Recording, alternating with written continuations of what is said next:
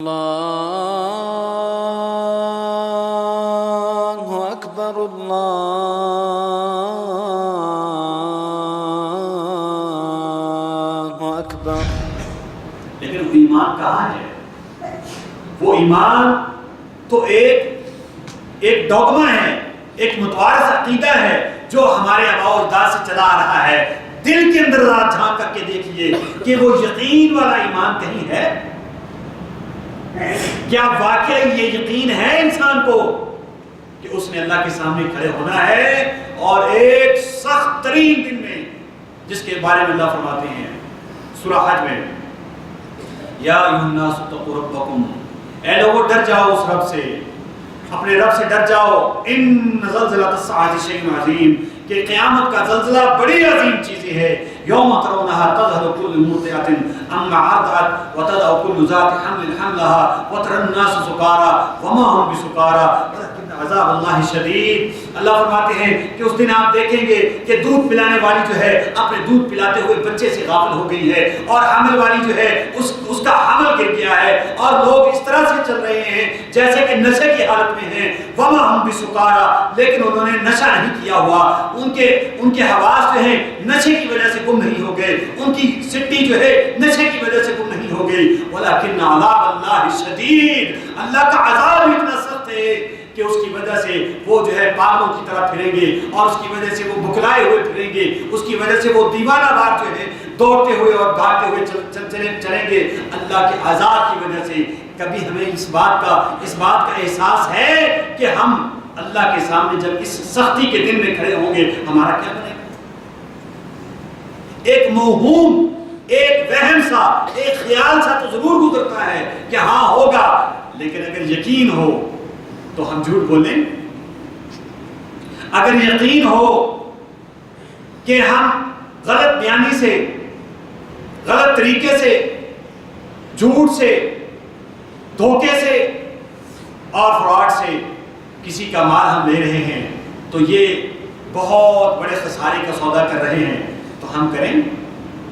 اگر ہمیں یقین ہو اس دن کا اور اللہ کے سامنے کھڑے ہونے کا، دل سے یقین ہو، تو کیا ہم غیبتیں کریں گے؟ جس کو اللہ نے فرمایا کہ اپنے مردہ بھائی کا گوشت کھانے والی بات ہے۔ اگر کسی کو یقین ہو کہ اللہ کے سامنے کھڑا ہونا ہے تو پھر وہ یتیم کا مال کھائے گا؟ اللہ نے کیا فرمایا سورہ النساء میں؟ ان الذين ياكلون اموال اليتامى ظلما، جو ظلم کے طریقے سے یتیموں کا مال کھاتے ہیں، وہ کیا کر رہے ہیں؟ کیا کرتے ہیں وہ؟ انما ياكلون في بطونهم نارا وسيصلون سعيرا، وہ اپنے پیٹ کے اندر آگ کے انگارے ڈال رہے ہیں، آگ کے انگارے ڈال رہے ہیں۔ ظاہر سی بات ہے یتیم کا مال کھاتے ہیں، کوئی انگار پیٹ تو نہیں جلتا،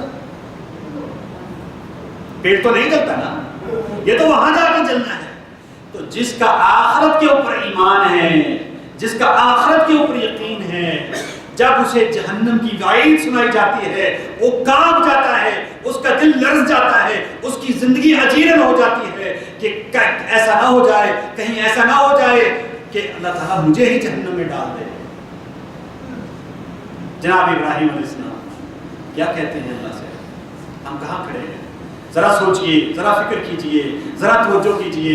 یہ اللہ کا کلام جس کے بارے میں اللہ فرماتے ہیں لو انزلنا هذا القرآن على جبل لرأيته خاشعا متصدعا من خشية الله وتلك الأمثال نضربها للناس لعلهم يتفكرون، کہ یہ قرآن کریم، یہ اللہ کا کلام اگر ہم پہاڑوں پر نازل کرتے تو اس کی خشیت کی وجہ سے، اس کے اندر جو عظیم رسالہ ہے، اس کے اندر جو عظیم پیغام ہے، اس کی وجہ سے پہاڑ بھی ریزہ ریزہ ہو جاتے، لیکن انسان جو ہے اس کو کچھ نہیں ہوتا، بس نہیں ہوتا۔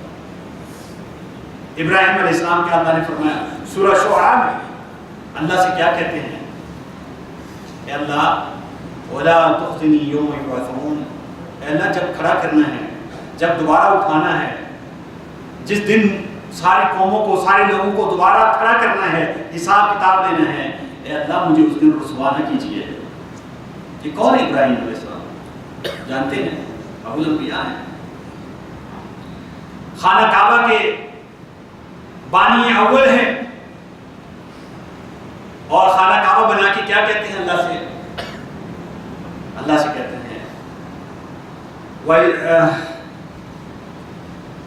ربنا تقبل منا انك انت السميع العليم وإذ يرفع إبراهيم القواعد من البيت وإسماعيل ربنا تقبل منا انك انت السميع العليم۔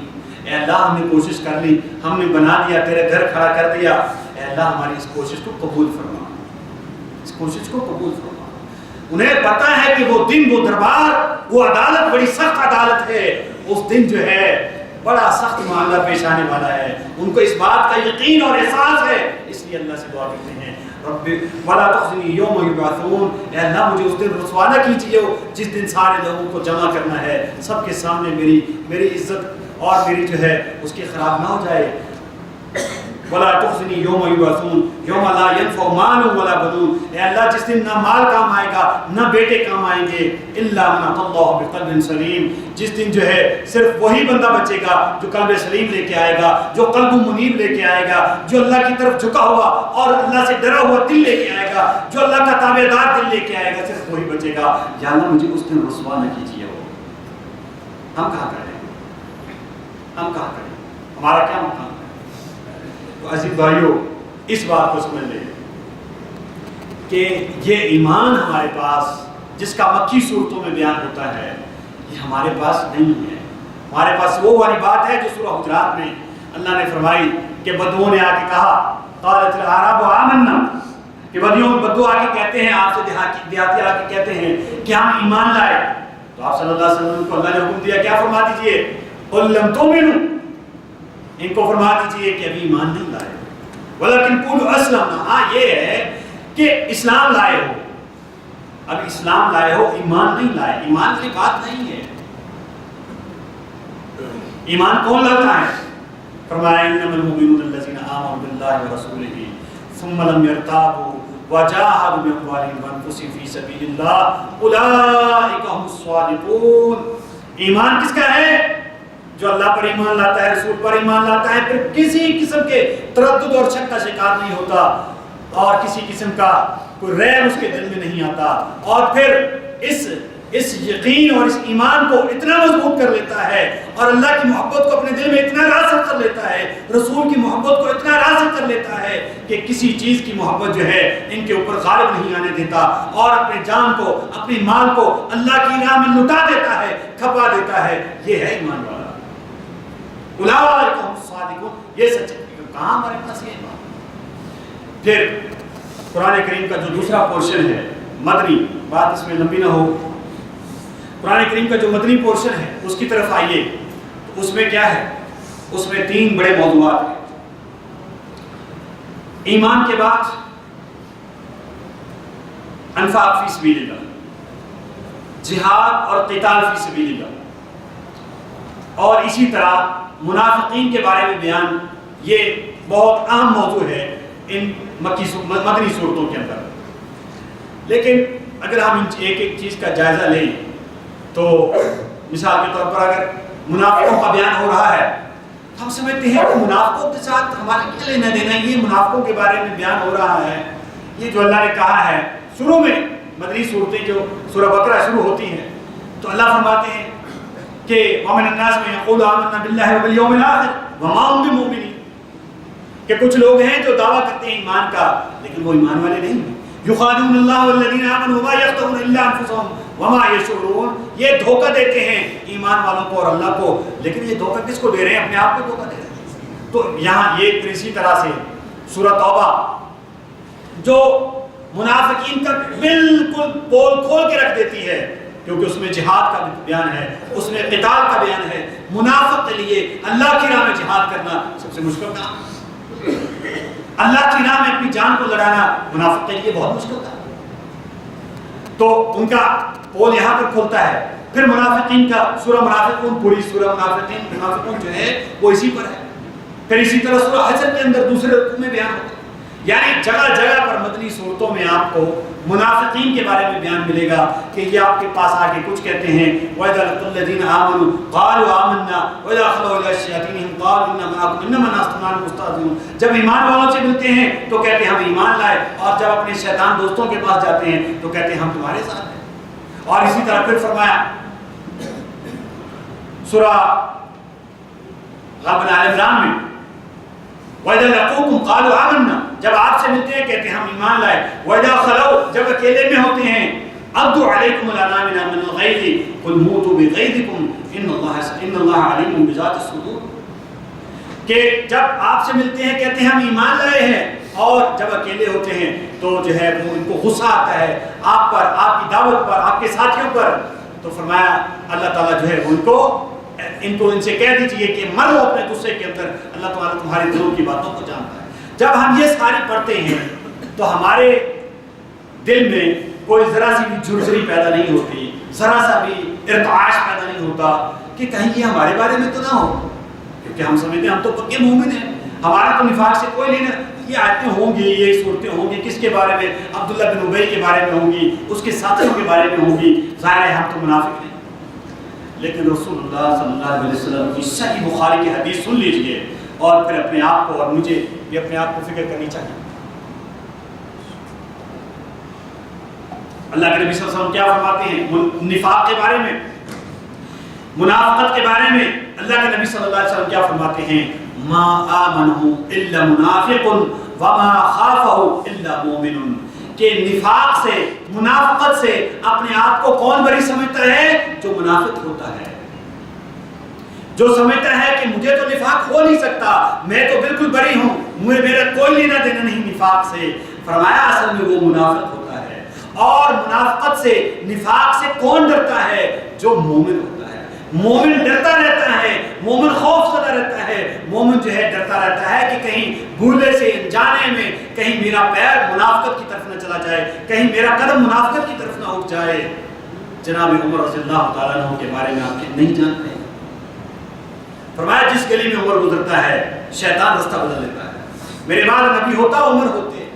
اور فرمایا ہر امت میں محدث ہوتا ہے جس کے ساتھ اللہ اپنی طرف سے کلمہ حق، اللہ اپنی طرف سے اس کے اوپر کلمہ حق ڈال دیتا ہے، اس کے دل پر اللہ تعالیٰ اپنی طرف سے کلمہ حق ڈال دیتا ہے. ہر امت میں ایک محدث ہوتا ہے، اور میری امت کا محدث کون ہے؟ جناب عمر رضی اللہ عنہ. وہ عمر جناب حذیفہ بن یمان سے کہتے ہیں. حذیفہ بن یمان وہ صحابی ہیں جس کو رازدار رسول صلی اللہ علیہ وسلم کہا جاتا ہے. اللہ کے نبی صلی اللہ علیہ وسلم نے حضرت حذیفہ کو منافقوں کے نام اور ان کی ولدیتیں، اللہ کے نبی صلی اللہ علیہ وسلم نے پوری لسٹ دی ہوئی تھی کہ یہ میرا راز ہے، بتانا نہیں ہے کسی کو، لیکن یہ جو ہے اپنے پاس محفوظ رکھنا ہے. منافق کون کون ہے؟ ظاہر ہے سب سے کسی کو تو نہیں پتا، دل کے ہاتھ اللہ جانتا ہے. اللہ کے نبی صلی اللہ علیہ وسلم نے حضرت حذیفہ کو بتایا تھا کہ یہ لوگ جو ہیں یہ فلاں اور اس کا فلاں والد یہ اور یہ سارے منافقوں کی لسٹ ہے. جب عمر رضی اللہ تعالیٰ عنہ خلیفہ بنے تو حضرت حذیفہ کو بلایا اور کہنے لگے کہ حذیفہ مجھے وہ لسٹ دے دو جو اللہ کے نبی صلی اللہ علیہ وسلم نے آپ کو دی ہے کہ منافق کون کون ہیں. حضرت حذیفہ کہنے لگے کہ جناب امیر المومنین، جناب خلیفۃ المسلمین، یہ حکم آپ کا سر آنکھوں پر، لیکن میری یہ ہمت نہیں ہے کہ نبی صلی اللہ علیہ وسلم کا راز میں آپ کے ساتھ جو ہے فاش کروں، میں یہ آپ کو نہیں دے سکتا.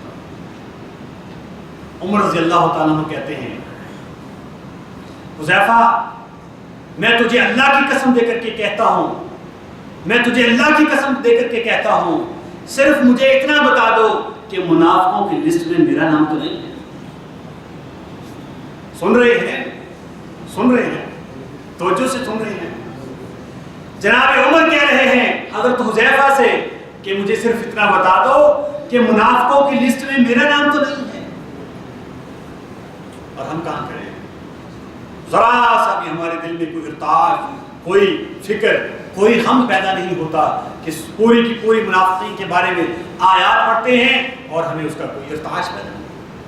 یہ وجہ ہے کہ قرآن پر ہم پر اثر نہیں کرتے. بڑا حصہ ہم نے حذف کر دیا، بڑا حصہ ہم نے نکال دیا. پھر اسی طرح کچھ احکامات ہیں جہاد و قتال تو آج کے دور میں ویسے ہی شجر ممنوع ہے، اس کے لیے تو بات کرنا کفر ہے۔ کچھ احکامات ہیں، نماز کا ہے حکم، روزے کا ہے حکم، ان احکامات ٹھیک ہے، یہ چلو ٹھیک ہے، یہ مانتے ہیں، یہ ہمارے لیے ہے، لیکن یہ بھی یاد رکھیں اللہ نے فرمایا یا ایھا الذین آمنوا کتب علیکم الصیام کما کتب علی الذین من قبلکم لعلکم تتقون، کہ روزے رکھو تمہارے اوپر فرض کیے گئے ہیں اور اس سے پہلے بھی فرض کیے گئے تھے، صرف 3 صفحے چھوڑ کر کے، صرف 3 صفحے چھوڑ کر کے بالکل اسی مقام پر اللہ نے فرمایا کتب علیکم القتال، تمہارے اوپر کافروں کے ساتھ لڑنا بھی فرض کیا گیا ہے، جو کافر اللہ کے دین کو مٹانے کے لیے میدان میں آئے ہیں ان کے ساتھ لڑنا بھی تمہارے اوپر فرض کیا گیا ہے، وَهُوَ كُرْهٌ لَكُمْ، وہ تمہیں برا لگتا ہے۔ ظاہر ہے اب بڑے بڑے مفسر بیٹھے ہیں، بڑے بڑے ٹی وی پر مداری بیٹھے ہیں، اپنا تماشا لگاتے ہیں، قرآن کریم کی ساری آیتوں کی، ساری جہاد و قتال کی اور ان چیزوں کی ایسی ایسی تفسیر، ایسی ایسی شرطیں بیان کریں گے جو پہلوں نے نہ کبھی سنی ہوں گی نہ آنے والے کبھی سنیں گے، اور انسان کو کہتے ہیں کہ بھائی یہ آپ کا کوئی لینا دینا نہیں ہے، یہ فرض کفایہ ہے، بس آپ نماز پڑھو، اللہ اللہ خیر اللہ اللہ خیر۔ آپ بتائیے قرآن ہم پر کیسے سکتے جب ہم یہ سمجھتے ہیں یہ ہمارے لیے ہے ہی نہیں، یہ حصہ ہمارے لیے نہیں ہے، یہ تو کسی اور سے مخاطب ہے۔ عزیز بھائیوں پر قرآن ہم پر کیسے سکتے ہے؟ دوسرا بڑا حجاب قرآن کریم کے حوالے سے یہ ہے کہ جو جدید فکر اور جدید فلسفہ پچھلی 2 صدیوں میں جس نے تہلکہ مچا کر کے رکھ دیا، اس نے بھی قرآن کریم اور ان مسلمانوں کے درمیان میں ایک بہت دبیز پردہ حائل کر دیا۔ یہ سارے جو جدید فلسفے ہیں، جو جدید نظریات ہیں، سماجی نظریات ہیں، سوشلزم ہے، سیکولرزم ہے، پھر اسی طرح کارل مارکس کا جو نظریہ ہے، پھر اسی طرح میکاولی کا جو نظریہ نیشنلزم ہے، وطنیت ہے، یہ امتاز خداؤں میں بڑا سب سے وطن ہے، پیرہن جو عشق ہے، مذہب کا وہ کفن ہے۔ پھر اسی طرح ڈارون کا نظریہ ارتقاء ہے، یعنی انسان جو ہے کیسے بنا، اس کا کیسے وجود یہ بنتا سے بنتا چلا گیا اور خوبصورت سے خوبصورت ہوتا چلا گیا۔ یہ سارے جو نظریات ہیں، جو جدید نظریات ہیں، جو فلسفے کے نظریات ہیں، اس نے مسلمانوں کو، امت مسلمہ کو اندر ہی اندر سے بالکل دیمک کی طرح چاٹ دیا، اور بظاہر نظر آنے والے مسلمان، بظاہر نظر آنے والے جو ہے عبداللہ، محمد اور احمد، وہ اندر سے بالکل ایمان سے فارغ اور کھوکھلے ہو چکے ان جدید نظریات کی وجہ سے، کیونکہ اس کا مسقط جواب، اس کا مسقط رد نہیں کیا گیا، اور اس کے اوپر جو ہے مفصل کلام نہیں کیا گیا، لہذا وہ نظریات جو ہے بالخصوص ان لوگوں میں، ان پڑھے لکھے لوگوں میں جن کو قرآن کا نہیں پتا، جن کو دین کا نہیں پتا، جنہوں نے قرآن اور حدیث کو نہیں پڑھا اور جنہوں نے اسلام کو نہیں پڑھا، ان جدید پڑھے لکھے دانشور طبقے کے لیے ان فلسفوں نے اور ان جو ہے جدید فلاسفہ نے تباہی مچا کے رکھی۔ اور تیسرا بڑا پردہ سائنس کا، اس کے اوپر بڑی بات ہے لیکن چونکہ وقت مختصر ہے، تیسرا بڑا جو پردہ ہے وہ سائنسی علوم کا۔ سائنسی علوم کے بارے میں بالعموم یہ ہو گیا، طے ہو گیا کہ یہ کافروں کے علوم ہیں، ہمارا ان کے ساتھ کوئی لینا دینا نہیں، جبکہ حالت یہ ہے کہ سائنس نے کائنات کے اندر معجزے در معجزے برپا کر رکھے ہیں۔ انسان نے سمندر کے اندر مچھلیوں کی طرح تیرنا سیکھ لیا، ہوا میں پرندوں کی طرح اڑنا سیکھ لیا، اور آج آپ دیکھتے ہیں کہ ان 15-20 سالوں کے اندر جو ہے وہ بالکل انقلاب برپا ہو گیا، بالکل تلپٹ ہو گئی ہے دنیا ان 15-20 سالوں کے اندر۔ جہاز بغیر پائلٹ کے اڑ رہے ہیں، گاڑیاں بغیر ڈرائیور کے چل رہی ہیں، آپ بیٹھے ہیں گاڑی میں، صرف اس کو فیڈ کر دیں گاڑی چلے جا رہی ہے، اور ہزاروں 20,000 کلومیٹر دور بیٹھے آپ ایسے بیٹھے ہیں، سامنے ویڈیو کال کر رہے ہیں جیسے بالکل سامنے۔ ہم نے اس کو کیا کیا، ہم نے سائنس کے علم کو یک قلم مسترد کر دیا اور کہا کہ یہ کافروں کا علم ہے، اس سے ہمارا لینا دینا کیا ہے؟ جبکہ اللہ قرآن کریم اسی سورہ میں، یہ جو سورہ فصلت کی میں نے آپ کے سامنے تلاوت کی. اللہ فرماتے ہیں سنريهم آياتنا في الآفاق وفي أنفسهم حتى يتبين لهم الحق. ان قریب ہم ان کو آفاق میں، عالم میں، اس کائنات کے اندر اور ان کی جانوں کے اندر ایسی ایسی نشانیاں دیں گے، ایسے ایسے حق واضح کرنے کے لیے ان کے سامنے چیزیں لے کر کے آئیں گے کہ ان کے سامنے حق واضح ہو جائے.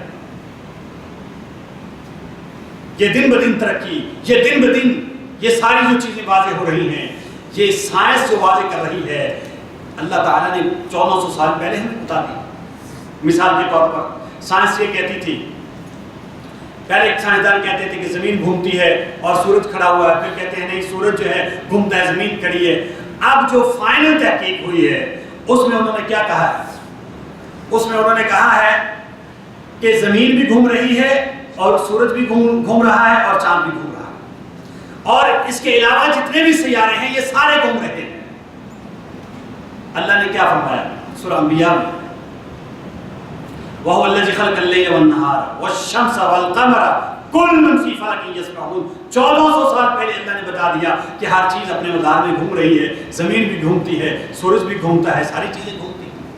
یہ اللہ نے پہلے بتا دیا. ابھی جو فائنل نظریہ، بالکل فائنل سائنس جس تحقیق پر پہنچی ہے وہ یہ کہ زمین و آسمان اور یہ ساری چیزیں پہلے باہم ملی ہوئی تھیں اور کسی سبب سے یہ سب الگ الگ ہو گئی اور دوبارہ بھی ان کے دوبارہ ٹکرا جانے کا اور دوبارہ بھی ملنے کا امکان ہے. یہ جدید ترین اور فائنل نظریہ ہے. اب جتنی بھی تحقیقات اس کے اوپر ہو رہی ہیں وہ ساری اس کی تائید کے لیے اور تصدیق کے لیے ہو رہی ہیں کہ یہ ساری زمین و آسمان اور یہ ساری چیزیں ملی ہوئی تھی اور اللہ نے اور کسی طرح جدا ہو گئی ہیں اور دوبارہ بھی مل سکتی ہیں. سائنس یہ کہتی ہے. اللہ نے کیا فرمایا اسی سورہ انبیاء میں؟ اولم ير الذين كفروا ان السماوات والارض كانتا رتقا ففتقناهما. کیا کافر نہیں دیکھتے زمین و آسمان ملے ہوئے تھے، ففتقناهما ہم نے ان کو جدا کیا. اور اسی طرح کا انسان کی تخلیق کے بارے میں عزیز بھائیو یہ ساری نشانیاں ان فی خلق السماوات والارض واختلاف الليل والنهار والفلك التي تجري في البحر بما ينفع الناس وما انزل الله من السماء من ماء فاحيا به الارض بعد موتها وبث فيها من كل دابه وتصريف الرياح والسحاب المسخر بين السماء والارض لآيات لقوم يعقلون. اللہ فرماتے ہیں اس میں نشانیاں ہیں زمین و آسمان کے اندر، اس کی تخلیق کے اندر، بارش کے برسنے میں، ہوا کے چلنے میں، کھیتیوں کے اگنے میں، ہر چیز کے اندر نشانیاں ہیں. پھر اللہ فرماتے ہیں ومن آیاته ان خلق لكم من انفسكم ومن آیاته ان خلق لكم من انفسكم ازواجا لتسكنوا اليها وجعل بينكم موده ورحمه ان في ذلك لآيات لقوم يتفكرون. پھر فرمایا ومن آیاته ان خلق السماوات والارض. اللہ فرماتے ہیں کہ ہماری نشانیوں میں سے ہے کہ زمین اور آسمان کو ہم نے پیدا کیا اور ہم نے انسانوں کو پیدا کیا اور ان کی زبانیں اور ان کی جو ہے وہ رنگ مختلف بنائے. آدم ایک ہی تھے، حوا ایک ہی تھی، اس کے آگے جو ہے نسل ایسی چلی ہے کہ کوئی گورا ہے، کوئی کالا ہے، کوئی کیسا ہے، کوئی کیسا ہے. اللہ فرماتے ہیں وَفِي أَنفُسِكُمْ أَفَلَا تُبْصِرُونَ. تمہارے اندر نشانیاں ہیں، اپنے جسم کے اندر، وجود کے اندر دیکھو، اس کے اندر نشانیاں ہیں. لیکن یہ نشانیاں آپ کو کون بتائے گا؟ یہ سائنس کی علم کی تحقیق بتائے گی کہ یہ نشانیاں آپ کے اندر ہیں. ظلم یہ ہوا کہ سائنس پڑھنے والوں نے قرآن نہیں پڑھا اور قرآن پڑھنے والوں نے سائنس نہیں پڑھی. اس لیے یہ راستے جدا ہو گئے اور وہ اپنی جگہ پر اور وہ اپنی جگہ پر. قرآن کی چھتری میں، قرآن کے سائے میں، قرآن کی روشنی میں سائنس کو پڑھا جائے گا. قرآن سائنس کا علم، پورے کا پورا سائنس کا علم یہ مسلمانوں کا ایجاد کردہ علم ہے. یہ آپ کے آباء و اجداد کا ایجاد کردہ علم ہے. یہ انگریزوں کا علم، کافروں کا علم نہیں. انہوں نے تو ہم سے چرایا ہے، چھینا ہے. یہ تو بعد میں انہوں نے ترقی کر کے یہاں پر پہنچے. اساس تمام علم کی، تمام علوم کی یہ ساری کی ساری مسلمانوں نے، لیکن ہم نے پھر اس کو اپنے آپ سے الگ کر لیا اور کہا کہ نہیں ہمارے اس کے ساتھ لینا. جب تک قرآن کی سائے میں سائنس کو پڑھا جائے گا، اللہ تعالیٰ کی آیت یہ جو سنريهم آیاتنا فی الآفاق وفی انفسهم حتی یتبین لهم الحق، بے شمار مثالیں ہیں لیکن وقت جو ہے اجازت نہیں دیتا. اللہ فرماتے ہیں ہم نشانیاں دکھاتے چلے جائیں گے، دکھاتے چلے جائیں گے حتیٰ کہ حق ان کے اوپر واضح ہو جائے. یہ انسان کی پیدائش کے بارے میں یہ جو اللہ نے فرمایا ہے کہ رحم مادر کے ہم اندر ہم علقہ بنا کے جو ہے وہ لٹکاتے ہیں. علقہ کہتے ہیں ایک معلق چیز کو جو لٹکی ہوئی چیز ہے. ایک امریکہ کی بہت بڑی یونیورسٹی کا ایک بڑا ریفرنس ہے, بڑا نام ہے, ایمبریالوجی کا بہت بڑا پروفیسر ہے. وہ یہ بات پڑھ کے قرآن کریم کی یہ آیت پڑھ کے سورہ مومنون کے پہلے صفحے پر یہ آیت پڑھ کے جو ہے وہ مسلمان ہو گیا. اس نے کہا 1400 سال پہلے نہ ایکس رے تھا, نہ کوئی جو ہے وہ الٹرا ساؤنڈ مشین تھی. یہ کیسے پتہ چل گیا کہ ماں کے پیٹ کے اندر جو ہے وہ بچہ ایک وقت میں اس حالت میں بھی ہوتا ہے کہ جیسے جونک جو ہے, جونک سمجھتے ہیں نا, ایک کیڑا وہ ایسے لٹکا ہوا ہوتا ہے, ایسے لٹکا ہوا ہوتا ہے. یہ 1400 سال پہلے کس نے بتا دیا؟ ضرور یہ کسی ایسی ہستی کا کلام ہے جس نے پیدا کیا وہ مسلمان. سنریہم آیاتنا فی الآفاق وفی انفسہم. لیکن اگر قرآن کے بغیر سائنس پڑھیں گے تو پھر وہی حال ہوگا جو ہے مغرب کا ہوتا. ڈھونڈنے والا ستاروں کی گزرگاہوں کا اپنے افکار کی دنیا میں سفر کر نہ سکا. ڈھونڈنے والا ستاروں کی گزرگاہوں کا اپنے افکار کی دنیا میں سفر کر نہ سکا. جس نے سورج کی شعاؤں کو گرفتار کیا, جس نے سورج کی شعاؤں کو گرفتار کیا, اپنی زندگی کی شب تاریک سحر کر نہ سکا. اگر قرآن کے بغیر وہ سائنس کا علم ہے تو ظاہر سی بات ہے وہ کوئی روشنی نہیں دینے والا ہے. قرآن کی روشنی میں اگر ہوگا تو وہ بڑی روشنی دینے والا ہے. یہ ایک بڑا حجاب ہمارے درمیان طاری ہو گیا. سائنس جو ہے وہ جدید سے جدید چیزیں بیان کر رہی ہے, ہم کہتے ہیں ہمارا لینا دینا اسی کچھ.